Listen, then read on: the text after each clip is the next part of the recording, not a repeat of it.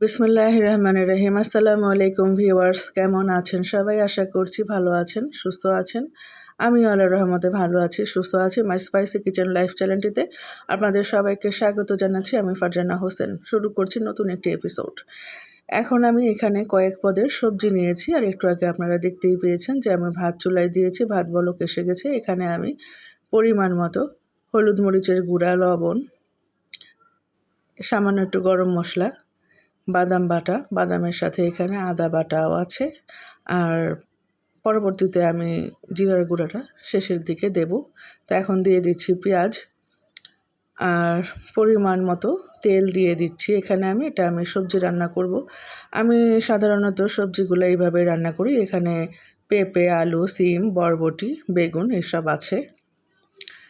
তো আমি এটাকে সুন্দরভাবে এখন চুলায় বসিয়ে দিলাম, আর একটু গরম পানি আমি এখানে দিয়ে দিব, কারণ আমি এই সবজিটা রান্না করতে বসিয়ে দিয়ে মাছ কাটবো, সেখানে আমি চলে যাব। তো এটা আমি বসিয়ে দিয়ে যাব। আর এই যে ভাত, এটা আমার হাজব্যান্ড এখানে ফেনা ঝরাচ্ছে।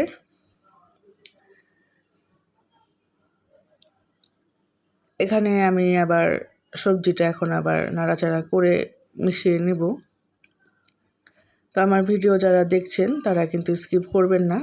সামান্য একটু চিনি দিচ্ছি। এখানে চিনিটা দিলে কি হয়, সবজিটা খেতে একটু ভালো লাগে, টেস্টটা ব্যালেন্সে আসে।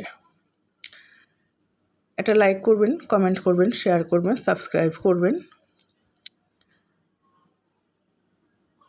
কয়েকটা কাঁচামরিচ দিয়ে দিলাম, আর ততক্ষণে আমার মাছগুলো কিন্তু কাটা হয়ে গিয়েছে, সেগুলো আমি এখানে নিয়ে চলে এসেছি। তো সবজিতে আর একটু পানি আমি দিয়েছি।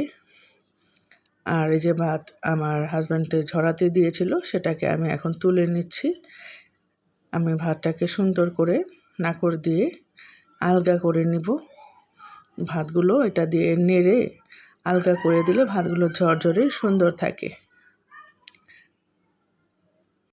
আর এখানে কড়াইতে আমি তেল দিয়ে দিলাম, পেঁয়াজ দিলাম, অল্প একটু পেঁয়াজ দিয়েছি। আমি এখানে চিংড়ি মাছের ভুনা করব, বাকি পেঁয়াজটা আমি একটু পরে দিব।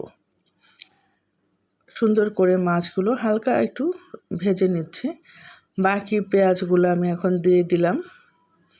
এখানে আমি দিয়ে দিব সামান্য একটু মরিচের গুঁড়া, হলুদের গুঁড়া আর লবণ, কাঁচামরিচ।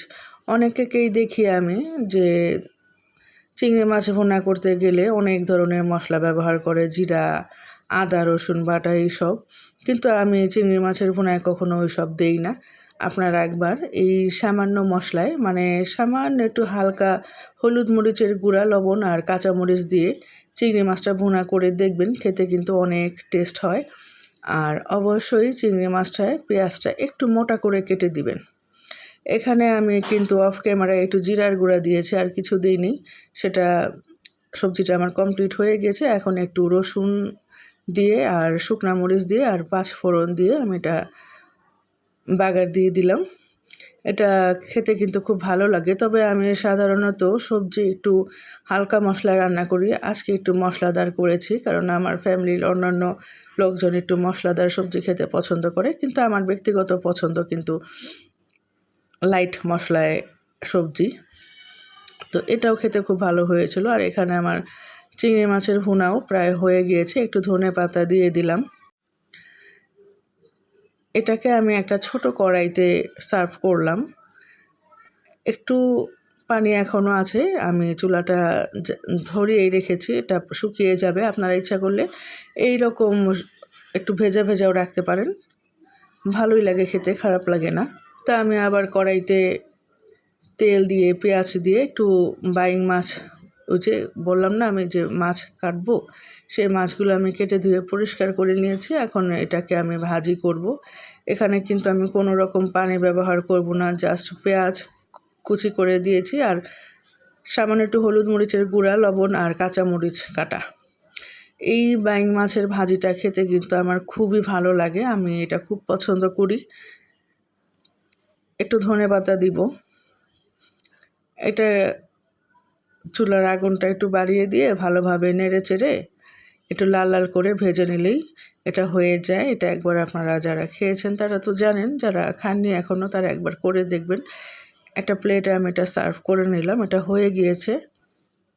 এটা খেতে কিন্তু খুবই মজা, গরম ভাতের সাথে এটা হলে কিন্তু আমার আর কিছু লাগে না। একবার আপনারা অবশ্যই এটা ট্রাই করবেন। তো এই ছিল আজকে দুপুরের আমার আয়োজন।